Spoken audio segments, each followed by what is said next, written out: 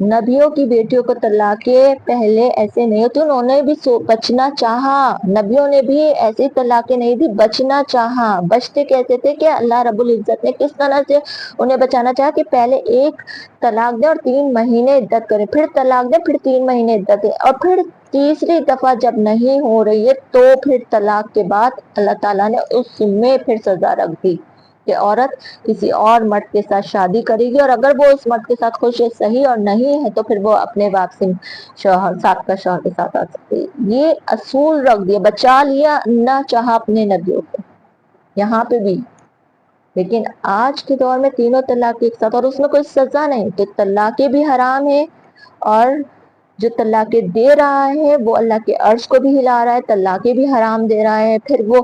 اس کو کچھ تمیز اور تہذیب ہی نہیں ہے، پھر وہ گمراہی میں بھٹک رہا ہے، پھر اللہ اسے ہدایت دے گا ایسے انسان کو؟ پھر اللہ اس کے ساتھ ہے؟ ایسے انسان کے ساتھ اللہ نہیں ہے جو حرام کر رہا ہے، پھر اس طلاق دینے کے بعد وہ حرام میں مبتلا ہے، دوسری عورتوں کے ساتھ عیاشیوں میں مبتلا ہے، زنا میں مبتلا ہے، تو گھر ٹوٹ رہے ہیں، عیاشیوں اور زنا بڑھ رہا ہے۔ گھر کو بچائیے، گھر کو بنائیے۔ 3 لفظوں میں طلاقیں نہیں ہوتی، یہ حرام ہے، یہ حرام ہے۔ اور جس نے اور حضرت عمر رضی اللہ تعالیٰ عنہ کے ایک فتوے کو نبھا رہے ہیں، دوسرے فتوے کو نہیں، 3 طلاقیں دے رہے ہیں، اور دوسرا فتویٰ جو اسے سزا اور کوڑے ہیں وہ نہیں دے رہے ہیں، تو یہ تو حرام ہے۔ یہ تو پھر آپ حضرت عمر رضی اللہ تعالیٰ کے ایک فتوے کو نبھا کر گھروں کو توڑ کر، یہ تو حرام کام ہو رہا ہے۔ دونوں فتووں کو نبھائیں، ورنہ ایک فتویٰ بھی نہ نبھائیں، دونوں فتوے، انہوں نے دونوں فتوے دیے تھے،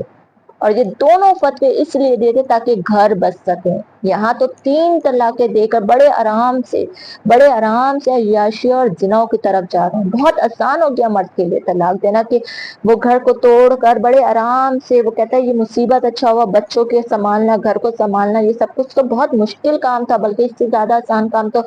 زنا کرنا ہو گیا۔ اللہ نے پہلے فوقیت گھر بنانے کو دی ہے، اس لیے اس کو بچانے کے لیے اللہ نے 3 مہینے، پھر 3 مہینے 3 مہینے دیا، اور اس میں اللہ تعالیٰ نے کہا ہے کہ عورت سجے سورے اور اپنے شوہر کو اپنی طرح مال کرے۔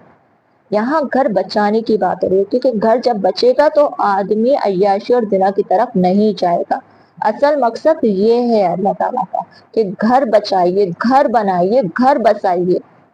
اپنی نسلوں کو قرآن حافظ عالم مفتی بنائیے، یہ مقصد